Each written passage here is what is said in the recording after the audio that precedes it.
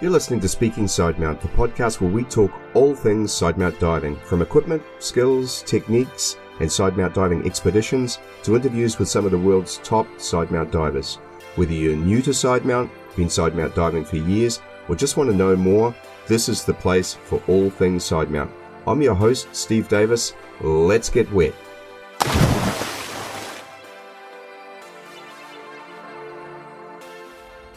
Hey, welcome back to Speaking Sidemount. I'm Steve Davis.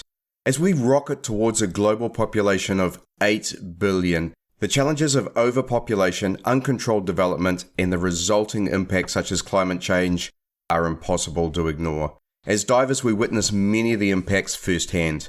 Plastic waste in our oceans, coral bleaching, and overfishing are all having a hugely negative effect on our oceans. But our wilderness areas, our forests, inland waterways and aquifers are suffering as well.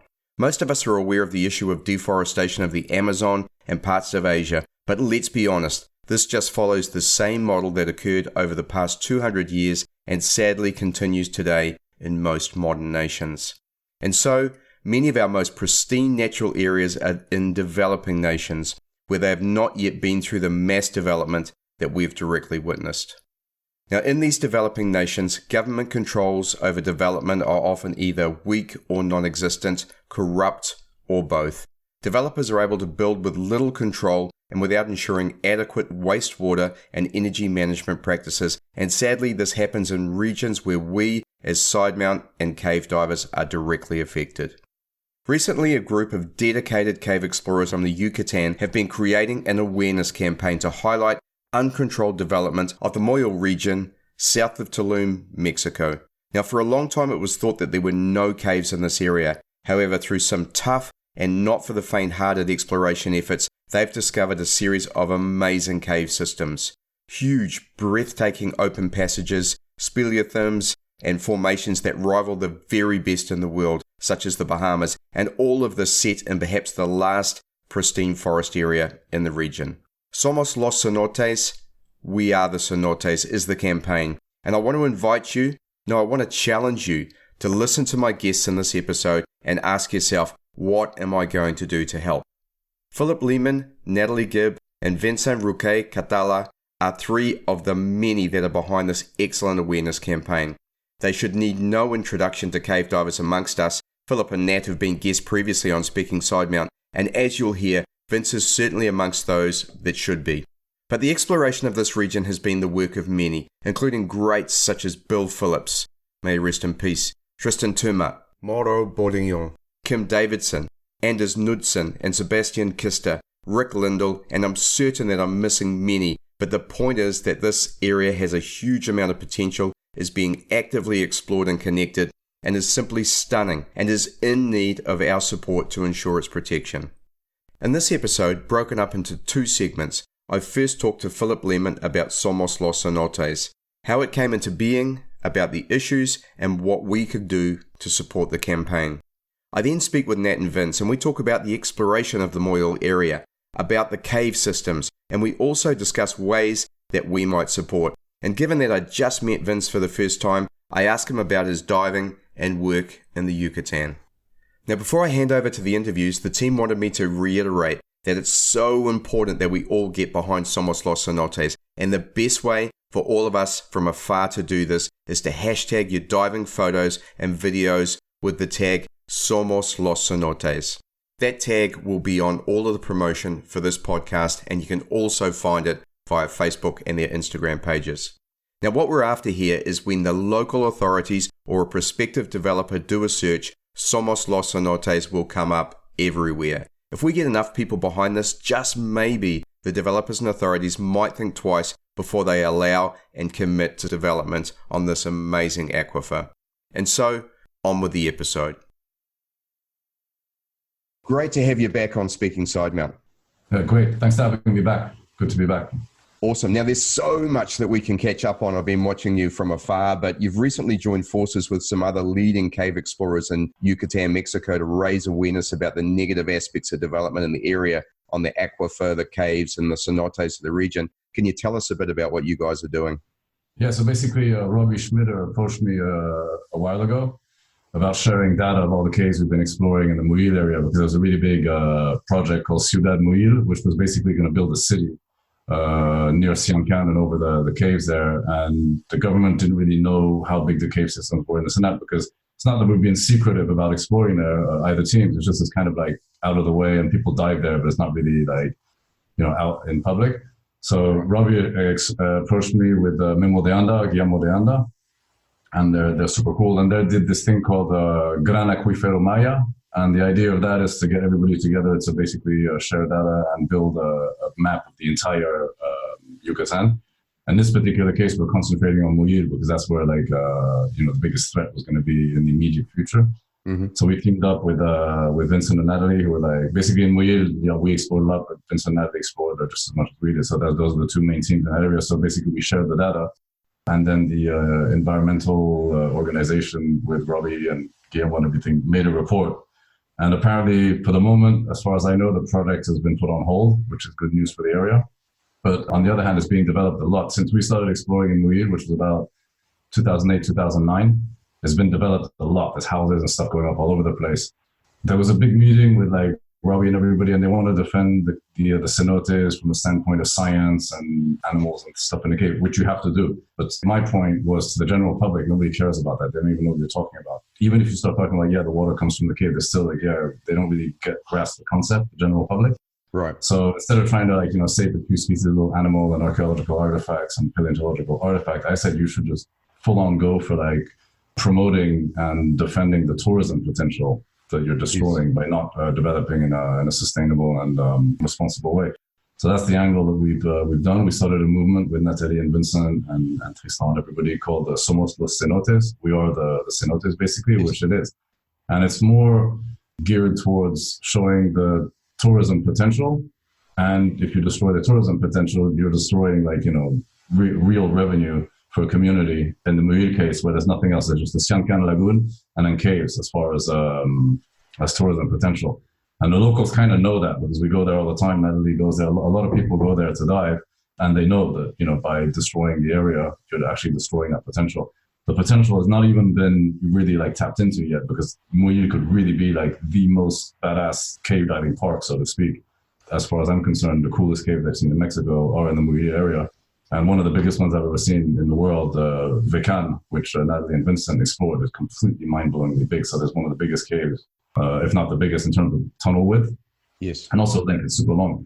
In Muyil, that's all in Muyil. And it's within reach to anybody to just go dive there. So once it starts, developing that tourism aspect, I think that the caves are really going to have a voice, and we'll have a much better chance to actually defend the caves. So on one argument is but what about conservation of the caves? People are going to destroy the caves, and that's true. The more divers you have diving in the caves, the more damage there is. That's inevitable. Anybody who said I didn't break anything in the cave is lying. Sure. So the answer to that is not closing the caves, keeping them secret. The answer to that is better cave diving training. Because if nobody, let's say I'm exploring my little secret cave for years, and it's a super cool cave, but only 2 people know, but all of a sudden a hotel comes there to develop. All of a sudden, oh shit, please don't destroy the cave, but nobody knows about it, only 2 people. However, if a whole bunch of people go there, and there's revenue, the Sherpas, restaurants, tourists go there to dive the cave, and the hotel wants to mess up the area, it's going to be much more difficult because a lot of people are involved. And the cave has a voice, it's a tourism attraction. So the goal really, in my opinion now, and I think that's the best way to defend the caves, is to turn them into the big tourist potential that they are. Yeah. It sounds amazing. And I know that you've seen the documentary series that was produced by Atlantis Studios earlier this year. It was excellent. You shared it on your Facebook page. And I think they laid out really well the issue as well. And they concluded with a whole lot of suggested solutions around actions for government, actions for businesses, tourists, and even the locals. Because I think it's one thing to have a voice. It's another thing for that voice to be heard and real action to happen. So what would you like to see happen once this voice is expressing the impact that this could have on tourism? Who needs to take actions, and what actions should they take? Basically, in my opinion, in the past 5 years, I've seen a major shift in information. So with Facebook, for example, if you see Paul Watson defending whales and you just pass the post and not share it, in my opinion, you're part of the problem. You can just click share. And by sharing it, you're exposing that to all your friends, of which 10 might then share it, and then suddenly the information gets out there. The more stuff gets exposed and out there in public, the more difficult it is for like unscrupulous developers or, X, Y, and Z to get away with doing stuff in an unscrupulous and irresponsible way. So the first and foremost everybody can do is just share posts. I'm not trying to promote myself. In Somos Cenotes, I took pictures. I'm not even putting my name out. I don't care. The idea is to get as many images out there to share the cenotes as much as possible. There's organizations such as, I can't remember the name, I think it's Red Tulum. Yes. There's environmental organizations with people really like actively trying to preserve the cenotes. They're not anti-development, but they're pro-responsible development. We're not all saying, yeah, don't develop. On the contrary, of course, develop.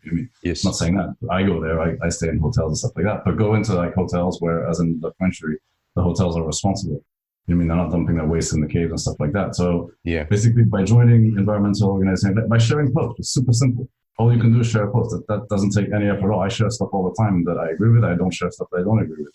Yes. But like I won't pass up a post of like, for example, a hunter killing a polar bear or stuff like that without sharing, because I disagree with that. So basically, if you kind of like take the time to watch a post, agree with it, share it, that helps immensely.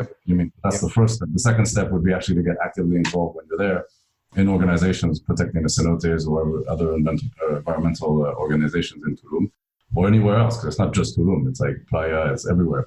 And anywhere in the world, even for that matter, anywhere, basically. Yeah, because that documentary really pointed that out, wasn't it? We're facing a global problem right now, and then you can look at specific areas around the world and say, hey, there's the manifestation of that problem. So the Atlantis documentary talked about Playa and the massive amount of development that had happened there, and the fact that none of the lessons of that have been learned in Tulum. So Tulum, city of some 40,000, they quoted, that has infrastructure for 10,000 people. And of course, it also deals with millions of tourists each year. And one of the things that strikes me is we talk about what can be done, and we talk about us sharing posts and creating awareness, which I think is fantastic. But then that awareness then needs to flow on to what is the government specifically doing to control development? And so things such as the building consent processes, the resource management processes that mean that when a new developer comes, they have to comply with the following regulations in terms of wastewater management, in terms of sewage, in terms of energy consumption, such that their building can be approved at the end of its, or even to start construction, let alone to complete construction.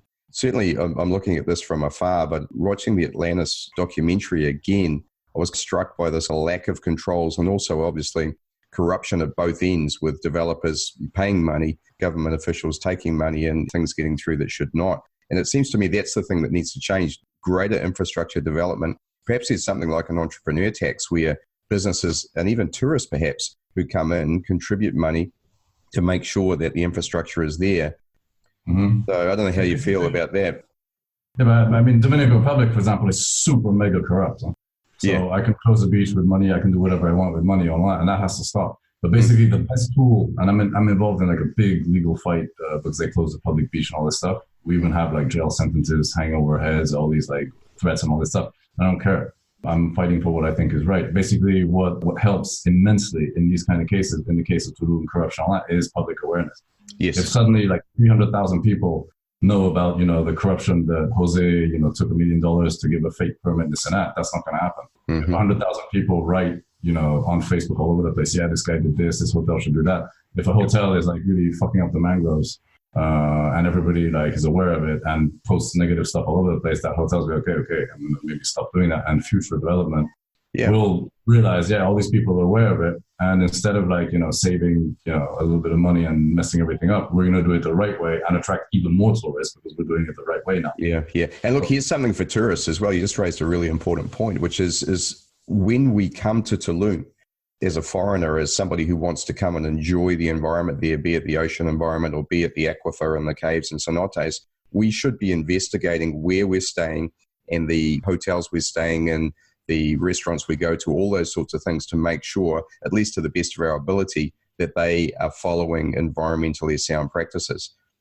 Yeah, that's the best thing. But honestly, like that's getting like a little bit complicated for the average, cave diver that goes to Tulum. Anything. For example, let's say someone from Florida who's not really involved in any way, doesn't really know people, because you're talking more about people who actually go there a lot, who would be like, semi-local. Just share this stuff. Yes. Share all these posts, cave diving, nature, the mangroves, save the jaguars, just raise awareness. And if you really radically disagree with, for example, I don't know, XYZ chain of hotels destroying this mangrove, get involved in like online sharing, because basically raising public awareness and having the most people know about a specific issue actually helps that issue more than really anything else. People such as myself, Vincent, Natalie, Robbie, Guillermo de Anda, we're going to be hardcore involved with Proyecto GAM and whatever other organization. We're going to actually like be in the field doing this. Guillermo knows that we should contact this guy, do this, do that, whatever. But if there's like 100,000 people aware of what we're going to do at every step and kind of demanding action, indirectly through us, that helps immensely. Our voice is basically not, 10 people or 100 people. It's like 100,000 people saying, we're saying the same. Case. That helps immensely. I would say, like, really and truly, the number one thing people can do to help is to share posts. Okay. I mean, all over the place, whatever it be. Basically, the problem that the world is facing is not like evil, corporations and evil, petrol. It's just overpopulation. Yes. As a simple fact, there's like way more people every day. There's like, more and more population all over the world. So it's overpopulation. So it's inevitable the development is going to come. In my opinion, like, there's nothing you can do to stop development or anything like that. But what you could do is actually do it in a responsible way and a sustainable way so that it can be enjoyed for like future generations, hopefully, forever, hopefully. But the way it's going right now, I don't see it happening. The other thing that I noticed with this kind of stuff is that at first it seems overwhelming. Like, but what can I do? I'm just, one guy doing one thing and this and that. And suddenly it feels overwhelming. Yeah, it's true. But if you just sit around and don't do anything at all, not even share a post, then for sure nothing's going to get done. Yes. Try as hard as possible if you believe in a cause, whatever it is. You know what I mean? And if you give it your 100% and it doesn't work, well, you give it your 100%, you didn't fail. You know what I mean? But I'll say it again, like the thing that people can really do the most is share stuff. About caves. I mean, like, write, like, I love caves and share that everywhere. It doesn't matter. It doesn't have to be a picture. It could just be your opinion. Yeah, like I was in Tulum. I had a great time in the cenotes. I hope people aren't going to fuck them up. And please save the caves and just share that. And then that goes all over the place. And that does a great deal to help. Yeah. And I think one of the things that helps sharing is creating great content, right? So I hope in our conversation, we're actually playing my part in terms of creating content that's worthy of sharing. Now, I know that you're a great videographer. I love your work. And I know that you're doing your own video documentary as part of the Somos Los Cenotes project. So tell us a bit about the documentary that you're producing. So basically, Guillermo de Anda and Robbie approached me like a while ago, and Vincent and Natalie and a few other people, Mauro and a few other explorers from the area, about helping the Muyil area case. It was really under threat with the Ciudad Muyil thing. So everybody was giving their ideas of, we're going to do this. Guillermo was like, we're going to educate the local population. And I was like, hey, you guys, that's really cool. You have to do that. But in my opinion, it's a waste of time because you're talking about the general public who has no idea about anything. I mean, you can talk to, anybody. I'm not saying anything about the Mayans, whatever. You can talk to anybody in the world. Yeah, there's little cave animals. Really? Nobody has any idea except for a few people who they do know about the iconic face of Mexico. You talk to anybody in the world, cenote, everybody knows exactly what, even here, like in the middle of the jungle, like a Dominican guy who's never traveled anywhere. Yeah, cenote, he knows exactly what we're talking about. That's a Mayan word. That's cenote. So, I mean, it's a worldwide, face. It's the soul of Mexico. Anywhere you go in the world, there's an ad for, Yucatan and Mexico, boom, there's a cenote, someone snorkeling or swimming. And that's how it's known all over the world. So my angle was to make a video showing, a film showing that, this is the tourist potential that you're talking about. You're not talking about just animals. I'm not even talking about animals or paleontology or anything like that. I'm just talking about pure tourism. So we interviewed a bunch of people in the street and everybody says, yeah, this is my life. I depend on the cenotes. We are the cenotes. And basically, that's it. Super simple. So I approached Vincent and Natalie, who are also the main explorers of the area, because there's no way you can make a film about the Muyil caves without including them, because they explored there as well. So we went to do like just a bunch of filming shoots. So we did 2 shoots with Vincent and Natalie in Yucatan, which blew my mind. We dove that by accident a long time ago with Skanda, not knowing. The guy was like, yeah, there's a cenote there. I don't think anybody dove it. And we got there, of course, there was a line. Like, oh, shit. Well, since we're here, yeah, whatever, let's go dive. But from above, it doesn't really look like an ant. It's like absolutely, right from the start, it's like, dude, what is this? And the only caves I've seen bigger than that in terms of width is in Madagascar. But I mean, it's really massive. Then we came back with Vince and Natalie, the idea, and that's actually going to be the end of the movie. It's going to end on just one continuous scooter shot for 2 minutes where we're going full speed on the scooters. Nice. And it's going to blow people's mind. Basically, that in my opinion, is the best, image to leave Muyil with. Then there's another cave that I never dove, which is Mukin, which is part of the Hunchback. And I never dove that. And the beginning of the cave is like 15 minutes, like really cool and everything. And all of a sudden, just out of the blue, it turns into a cave as decorated and as impressive as the caves in Bahamas, literally. It's the only caves a little bit more decorated, quote unquote, that I've seen are in the Bahamas. I was completely blown away. I was not expecting that at all. Tristan was there too. He was not expecting that. And plus with the video lights, you get, the opportunity to see the cave like you never see it when you would go just with normal lights. Yes. So that was pretty cool. And then basically we filmed all the caves in Muyil. The thing that I noticed about Muyil more than Tulum or Playa and Senat is the caves from one cave to the next are completely different. Mm-hmm. Kind of similar to how it is in the Dominican Republic. From one cave to the next, you're not even in the same country, basically. Right. So pretty cool. So we basically like filmed all the caves. Well, not all the caves because like we didn't have time, but we filmed like a good amount of the caves there to show the people, the general public, what the potential is in Muyil, and hopefully raise awareness on all the caves there. Invite all the cave divers who want to go down. I mean, everybody knows you can go dive there, but once they see the video, a lot of them, might take the extra step. It's a little bit far. It's like 30 kilometers up from Tulum. And a lot of people are like, yeah, it's kind of too far. It was disorganized before as far as who pays, what fees to who for the entrance, but now it's really organized. It's an official place to pay. It's very easy. It's super safe to pay. There's no problem now. There's not going to be any hassle or anything. So basically, it's becoming like a more open area. And that's going to help defend, basically, and preserve the caves and give the caves in that area a voice. Hopefully, it's not just one area. I mean, this is specifically, it's in Muyil. Basically, the message is to any cave anywhere in the world.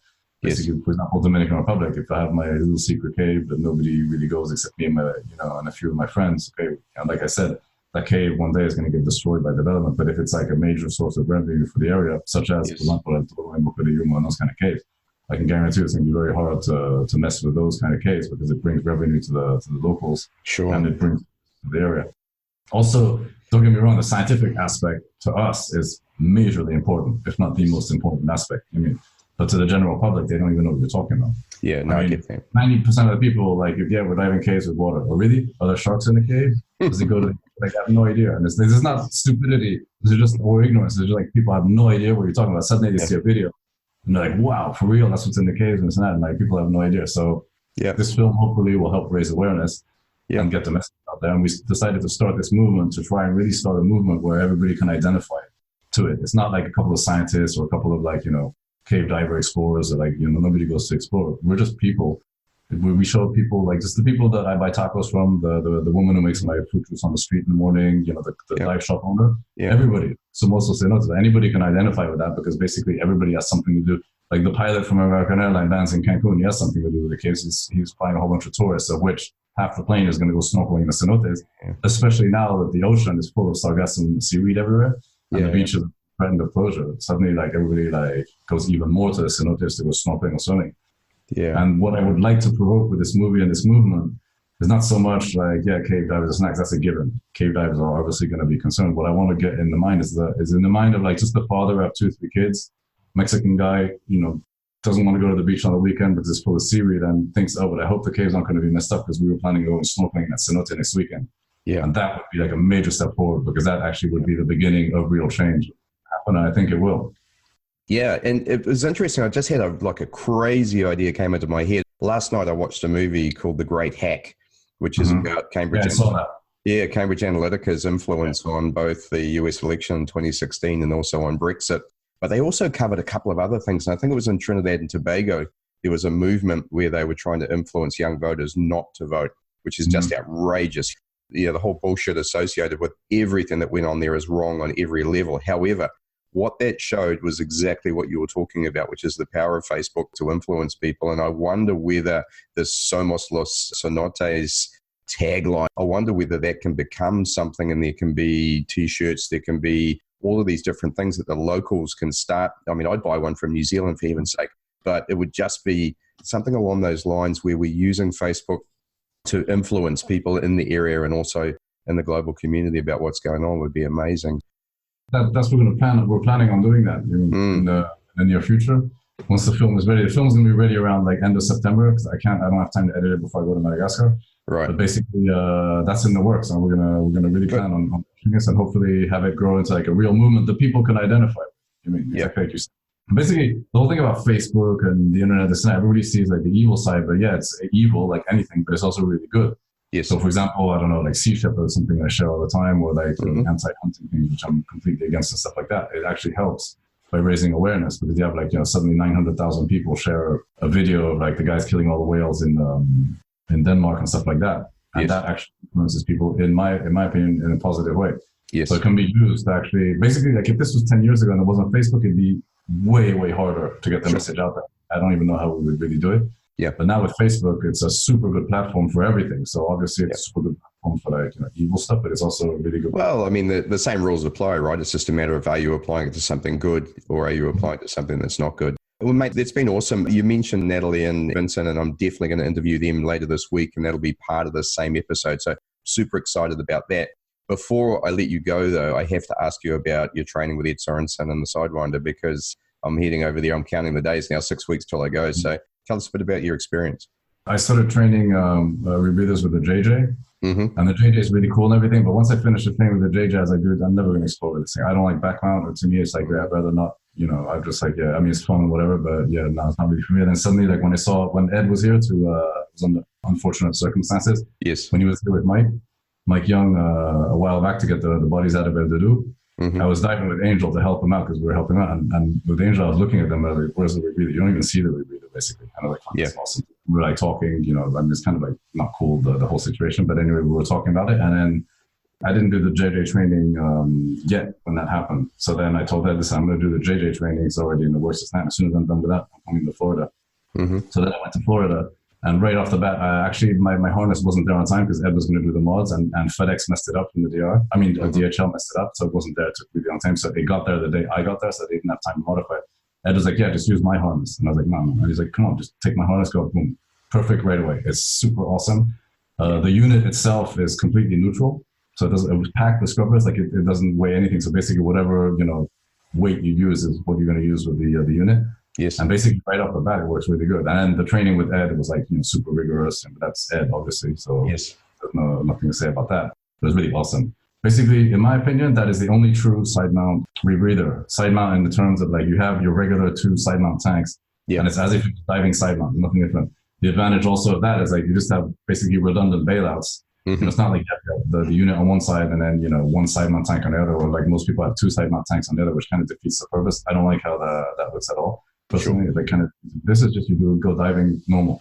You can like take off the tanks. So it makes no difference at all as far as your configuration. You don't have to change anything. You just clip it on the harness and X, Y. There's a whole bunch of ways of doing it, and they all work, honestly. So basically, it's super simple, super easy to use. You have redundant scrubbers as well. And I flooded one side. I was training with Patrick, the cave thing in Mexico, and like an idiot, I took the loop off. I didn't close it. I guess everybody does that a few times. I flooded one side. I didn't even notice.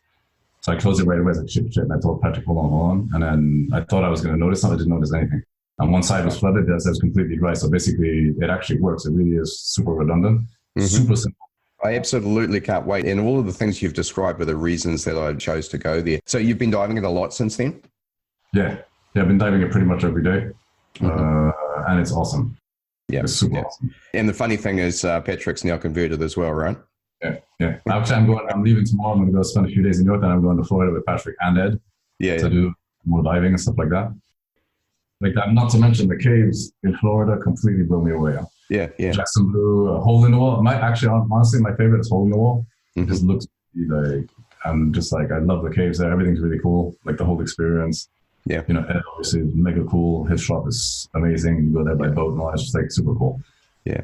I'm excited. Super excited. 6 weeks, man. I think that's going to change. It's going to really, especially for Mexico. And Mexico, like or those kind of caves, it's the absolute perfect tool. The other thing is like, let's say you go super far in the jungle and this and that, and suddenly you get there, the rebreather doesn't work. Yeah. Okay, well, just have your regular harness, boom, just go dive anyway. You've already taken the right cylinders with you, haven't you? Yeah, that's one of the things Michael Thomas talks about from the CDG is that's why he uses it. He can carry it 5K into the wilderness and then walk into a cave, and it's exactly how you would do it normally. Yeah. So basically the whole thing itself, packed with scrubbers, is neutral in the water, but it only weighs 8 kilos out of the water. It's like it weighs nothing at all. So it doesn't make it's a non-issue. Yeah. The other thing for me is travel, right? So tons of diving here in New Zealand, but in terms of to get to caves that are realistic for me, I can now go to Mount Gambier and then I'm flying overseas. So all the time I need to travel. So weight is always an issue. Yeah. So, and I'm going to truck in June 2020 as well. So I'll take it wreck diving as well. Can't wait. No, but this thing not only is the weight like a non-issue, but also the whole thing in a small backpack. It's 2 little cans. I mean, literally, it's like the 2 cans. It's tiny. I mean, you've seen it. You can put the whole thing. It has everything in a small backpack. Yeah. I mean, it's not. And the thing is like it's rock solid. I've really dove it a lot, and I don't really. I mean, I'm supposed to. Maybe not supposed to say that. I kind of throw it down on the ground like this and that. And I think it's super rock solid. Mike will be listening. You just voided your warranty, man. Yeah, really. It's super awesome. But the thing is, like, rock solid.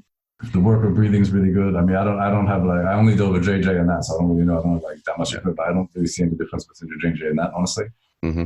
So, and there's like a whole bunch of different ways to mount it on the harness. You can mount on any harness you want, super easy. Yeah, well, thanks for sharing, man, and I appreciate that, and it's good to get the benefit of your experience there. Well, Phillip, I made you run to make this call, and I really appreciate it. Is there anything we've missed in closing that you want to cover for this particular episode? Well, yeah, just to repeat that, like, one of the best things anybody can do with this cause or any cause is to share and get involved. Even online, it takes 2 minutes, doesn't take any effort to snap, but that's actually something that helps in a major way. As that documentary says, ask questions. You mean, like, do you recycle? Do you do this? Do you do that? You know, I mean, like, to hotels and stuff like that. Try, and figure out, like, where the most, environmentally conscious places are to stay and stuff like that. Yeah. But again, the number one thing people can do is share posts, get involved, comment with this cause or any other environmental cause or any cause, basically. That really helps immensely. And that's very easy to do, and anybody can do that. Yeah, sure. So that's awesome. And so this podcast will be an opportunity to do that. We'll also have Phillip's documentary when it comes out in September. And then the other thing we'll do is we'll put a link onto the documentary, The Dark Side of Tulum by Atlanta Studios, which is an excellent backgrounder for all of this as well, and covers the issues really well. So I think all of that content will give us something that's worthy of sharing. And let's hope we can make some change, huh? Yeah, it's awesome. Thanks a lot for giving me the opportunity to speak again on the show and to spread this message. It really helps a lot. Well, thank you for being out there doing it, mate. I mean, it's only with people like you doing this that things can change, right?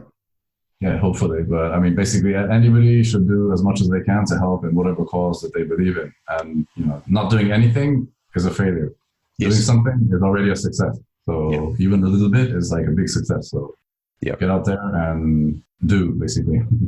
Cool. Awesome. Well, thanks and safe diving, and enjoy Madagascar again. Actually, we might have to catch up with you and Patrick again on that sometime. Okay. Yeah, for sure. All right, mate. Thanks. Thank you. Well, that was great to catch up with Phillip and get his thoughts on Somos Los Cenotes. In the second part of this podcast episode, we now catch up with Natalie, Gibb and Vincent Rouquet-caltha to talk about their experiences diving the caves of the Muyil region and what they think can be done to support Somos Los Cenotes. Natalie, welcome back to Speaking Side Mount.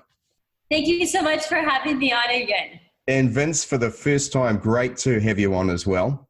Nice to meet you too. Thank you very much for having me with my French accent. No, as you can hear from me, accents are very cool on the show. So one of the things I really enjoy is not only do we have people from all around the world, but we have just so many different nationalities. So, hey, this episode is all about Somos Los Cenotes, translating to We Are the Cenotes. And this came about through Facebook. I saw the promotion that you guys and Phillip were doing, and I've already interviewed Phillip, and that's preceding the segment on this podcast.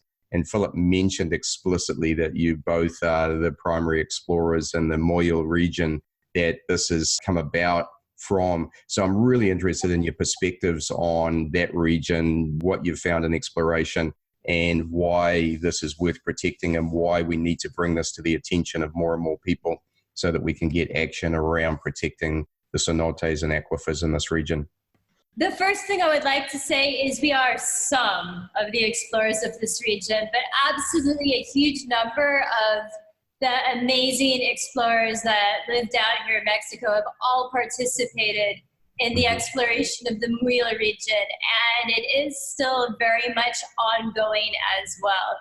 People like what was once the quiet divers, Patrick Whitman, Tristan Teramat, Santiago, a huge amount of people. I'm missing tons of people. Vince is much better at these things than me. Have all participated together.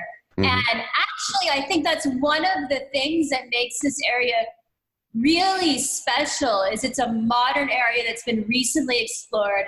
A lot of the explorers here are still active. And so for so many of the people that are in the cave community and actively explored, it's very near and dear to our hearts. And what we all want more than anything is to be able to continue to explore in this area and see some level of protection happen to the cenotes.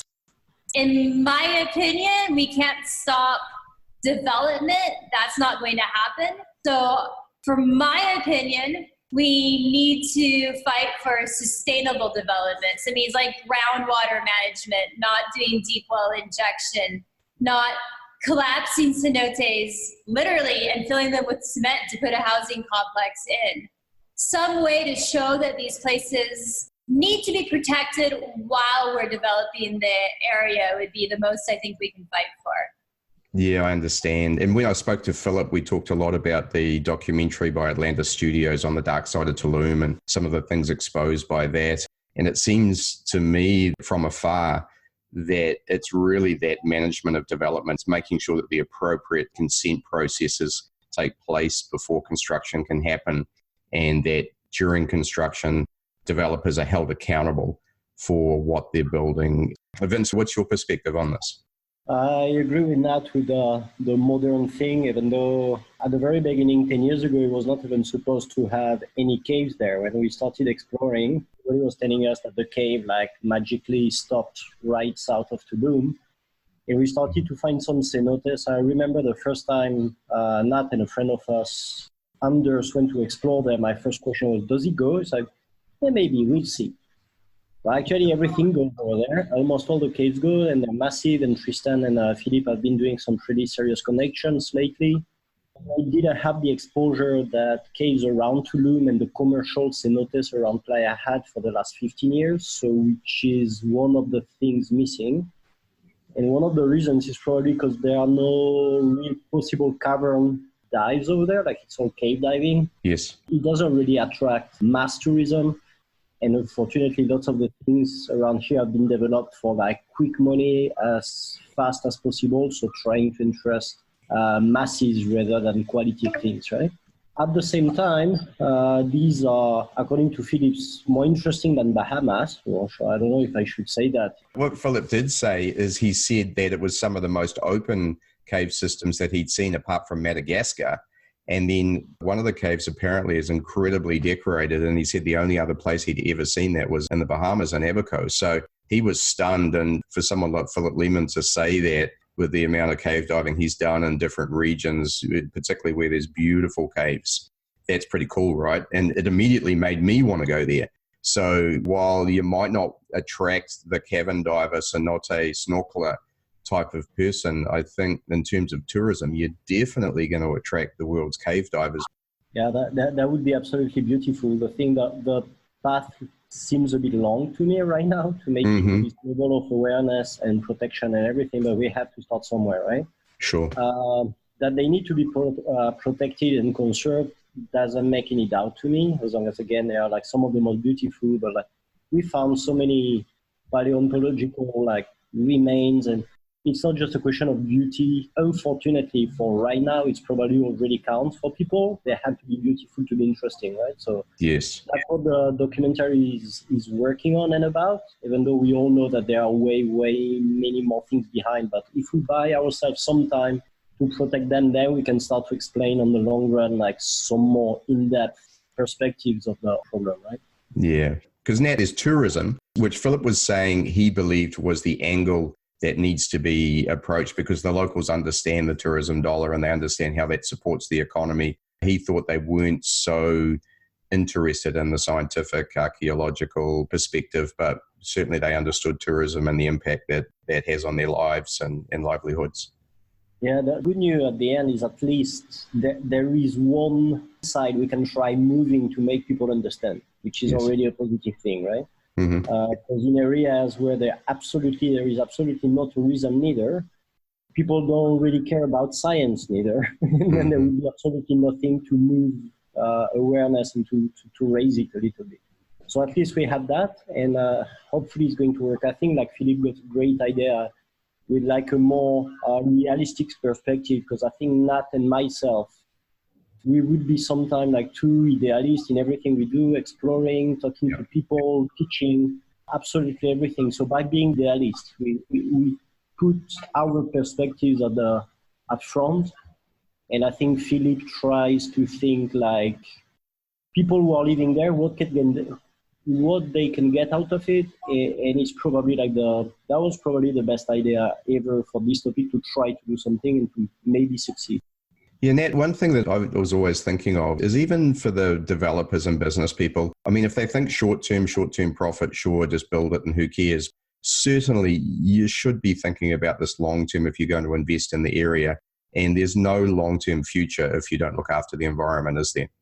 There really isn't, but you have to look at this again from the perspective of people who have absolutely no way to generate income. So if your choice is to sell a piece of land to a land developer so you can feed your child tonight or for your grandmother's medicine versus saving it because it's pretty and you know there's science, even if you have the best of intentions, at a certain point, you're going to need to make a hard decision to do something that maybe you don't even really agree with, but it's the option left to you. So part of this may actually go back to deep societal problems and support more people as well, because a lot of people here don't have a good method of income. We're a developing country in Muyil, even though it's very close to Tulum, is about 50 years behind of everything else. I mean, there's still no cell phone signal there. In this case, we can't be the people to judge and say, oh, you're so wrong for wanting to develop this. We have to present a viable option as to, okay, you can make money this way, but what if you could also have fresh water and also get to keep your land and maybe make slightly less money, but you get to keep your land for your children. This maybe would be a viable way to look at it. And so if we're serious about this, I think we do have to find a way to develop some sort of tourism, be it cave diving, be it snorkeling, anything, so that people will have an option. Because they don't always have options, and it's something we have to remember. So we gotta start thinking about our options. I'm a business guy from way back, right? So I'm an MBA, but the way that I think that needs to be approached is from a business education point of view, which is actually two aspects. Number one might be a government land zoning issue, which is this area needs to be environmentally protected. Therefore, it gets zoned in a particular way, which means only certain types of development can take place there. Now, that does place limits on what they can do. That's not going to happen. We'll scratch that then. That was idea number one down the drain. Let's go for another one, which is education. And what I was thinking was, yes, they need to be able to make a return. And one option is to sell the land to developers. And then obviously you find you get a land development but being built on something that's environmentally precious. The other way is to say, hey, listen, here is your alternative. And here's a template for how you go about building it. So it's not you should do this. It's you should do this. And here's how you do this. And here's some examples. I mean, I remember talking to Brian of K-Cook about how they had built infrastructure around the cenotes or sinkholes in the Bahamas, where they'd built platforms and they'd built toilet blocks and they'd built change areas, all of the things that kind of make it nice to be able to walk up and get in the water. But at the same time, you're providing services to divers that they would be prepared to pay for. That would be, I guess, my take on that. Yeah, absolutely. I mean, it'd be amazing if they could establish like a community operation to keep little area around the cenotes safe so people could go diving and they could make some money, even if they do have to build a city around the rest of it and to do some sort of groundwater management. With this, I would already be pretty thrilled if this is what happens. So let's see. I think there's hope. I think there's absolutely hope. So we have to start fighting. Yeah, Phillip was all about let's get awareness out there. And I agree 100% with that. We need to build a really strong groundswell of global awareness and then local awareness. But just after that has to be some kind of actionable steps, right? So awareness is one thing. The next thing is, now that we know this, what are we going to do about it? And when I say we, it really comes down to people like you guys who are local there. And there needs to be steps along the path to making sure that development becomes sustainable, that the right rules are in place, the right enforcement is in place, and then some sort of business plans, as I said, or templates are created for those who are willing to take it up, right? I mean, worst case scenario, I just want to start a big movement and get a GoFundMe and try to buy take pieces. Yeah, awesome. I would just quickly like to add something about the previous point as well. Sure, please do. One of the biggest things we are fighting against here is, as Nat mentioned, like very poorly educated people, and it's not their fault, right? Trying to survive every day with like big families and everything. And on the other side, you have the developers who are literally developing all these condominiums and all these things for money laundering. So there is no real long-term vision of it, because any amount of money that is going to become legal at the end of it, even though if people are living like in misery over there and they are destroying the entire environment, they will find another place in another area with forests to keep destroying and building and to still like end up with some issues that are way beyond what we can imagine, frankly. Sure. And it's really, especially in this area, and right now, and this is actually a big part of the problem as well. But yeah, there is hope, definitely. Again, like by ringing the bell of, everybody could make money, I think this is unfortunately definitely the best way to try to do something right now. Aside that, the caves, these are, absolutely open. They're beautiful. One of the things that is amazing in the area there, the forest around is absolutely virgin, and that has been untouched by agriculture for the last 150 years, I believe, or something like that. So it's one of the last forests around Mexico that is still home of local species in terms of fauna, flora, like trees, flowers, and they have lots of jaguars over there and all kind of things. And so it's not just about the caves, it's about like the entire surrounding, and some of the explorations we have are unfortunately really, really far back in the jungle. Right. But at the same time, like going there, it's really part of the fun, and the forest, like the size of the trees you can pass by are probably like several times our ages all combined together. So I think it's part of the exceptional area, and you still find like pyramids, Mayan artifacts. It's really a time capsule. And again, as we said, like 10 years ago, nobody was exploring or wandering these routes there. So it's a time capsule in absolutely all the meanings of the word.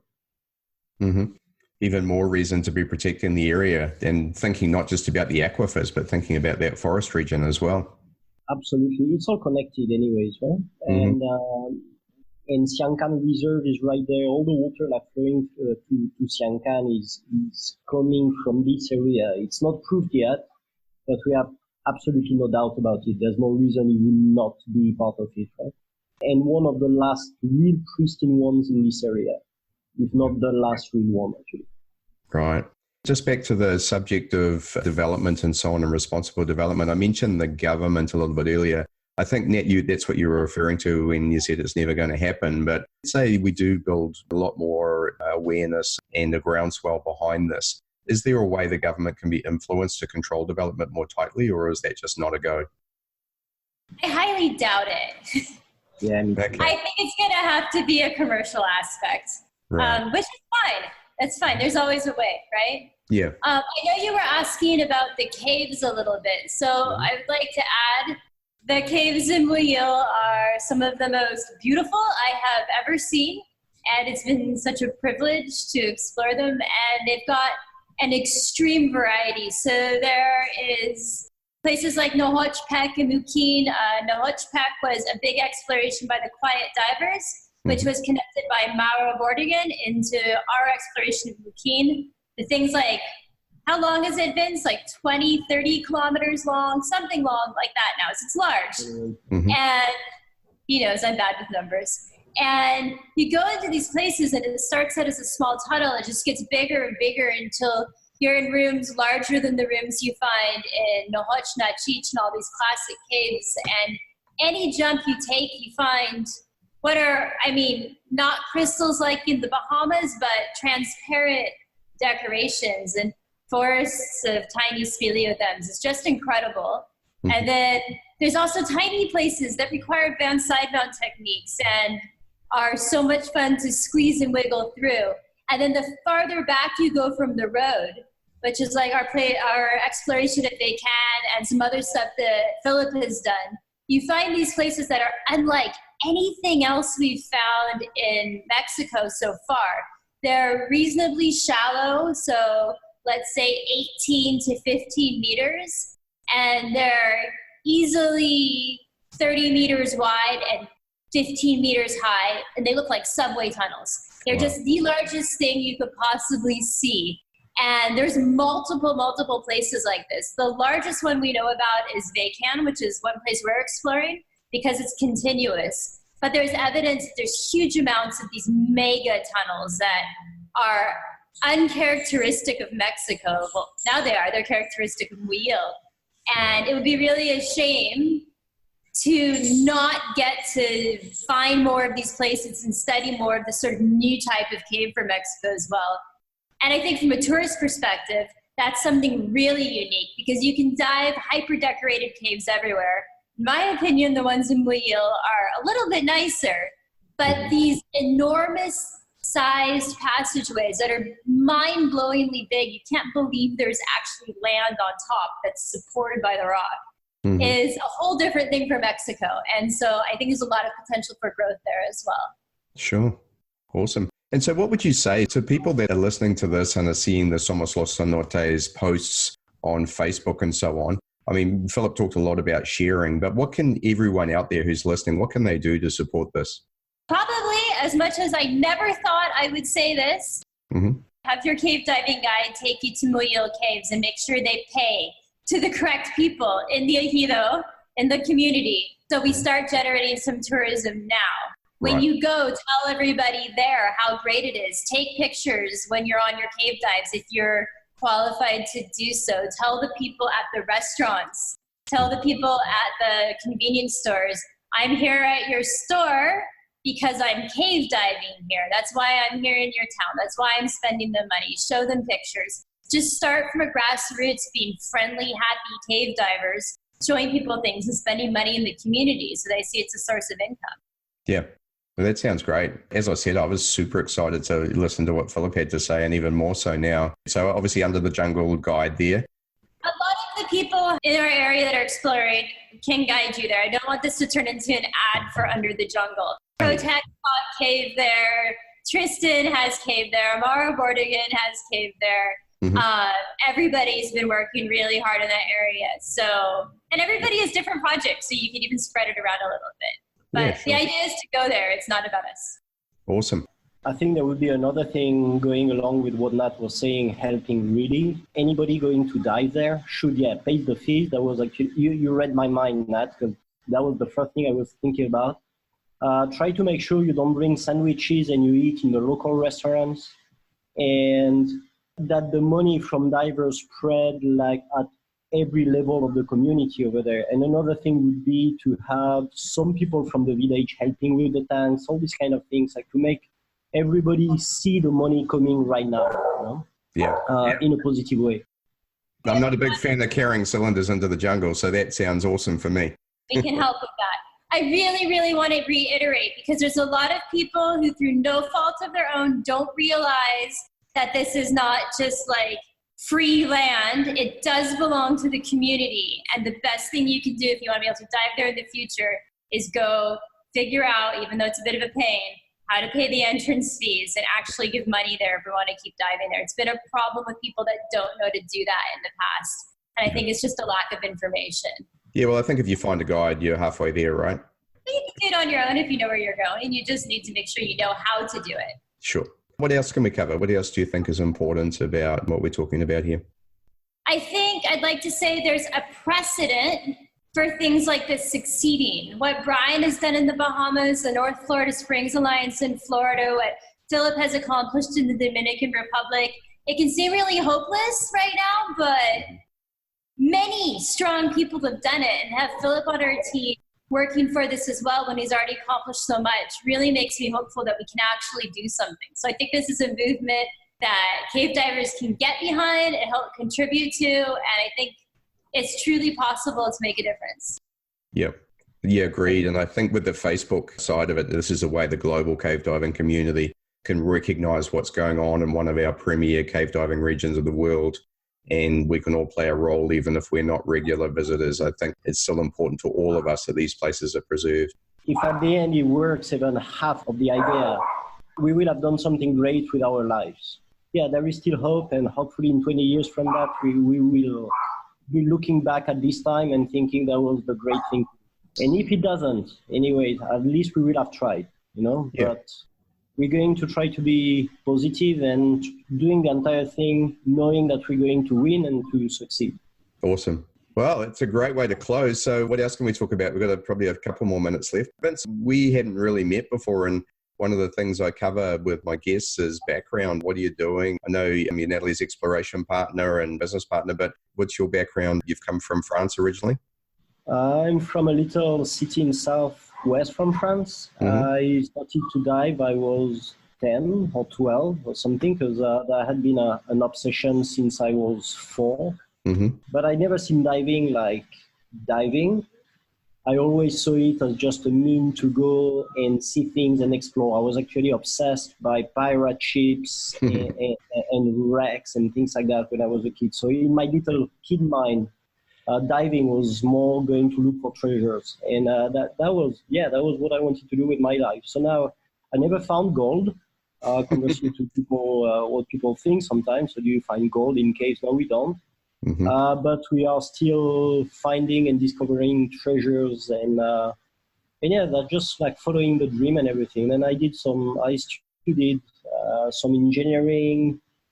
I always knew that was not exactly something I wanted to spend my entire life doing, especially that was aimed at the oil industry. I had a few philosophical problems diving and teaching already when I was pretty young on weekends, and studying and applying what I was studying to the oil industry, right? So the caves were not in themselves like something I was really looking for, but I was already doing some tech and diving and teaching, and one of my big mentors was Phillip. So yeah, I know the Kiwi accent. But yeah, he's a good friend of mine.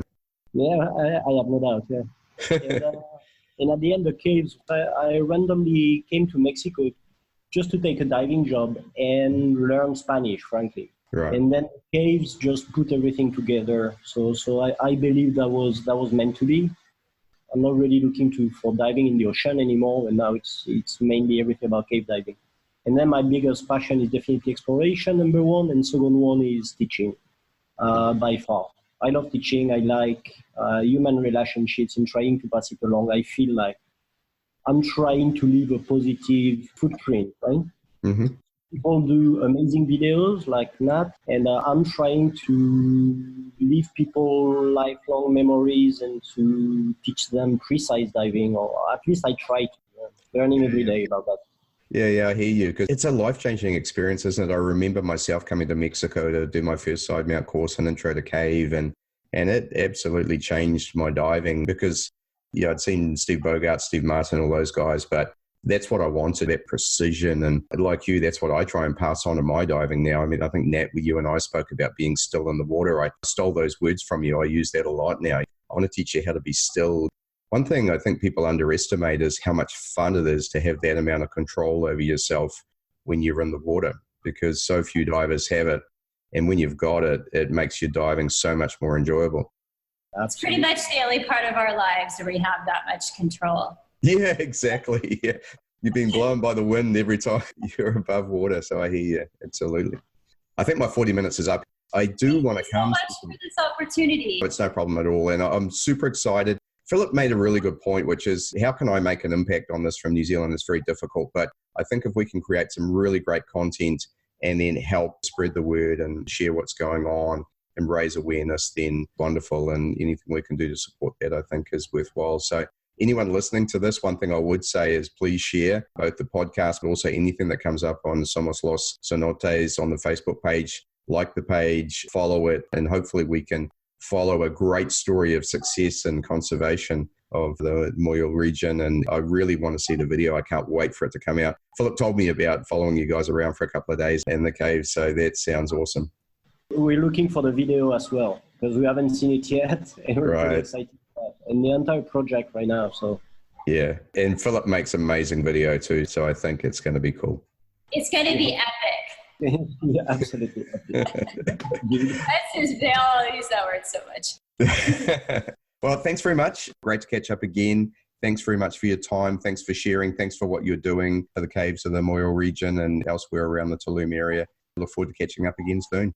Thank you very much. And very nice to meet you. Yeah, you too, Vince. Cheers. Thanks, Nat. Thanks, buddy. See ya.